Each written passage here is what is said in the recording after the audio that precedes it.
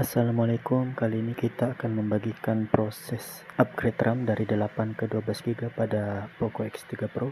Di sini RAM-nya sudah kita angkat dan ini IC penggantinya RAM 12 dengan kode K3UHAHA.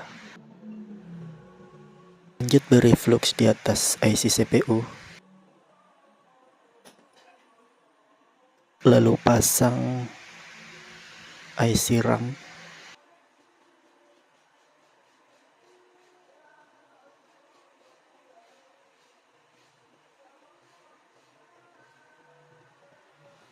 Senggol dikit.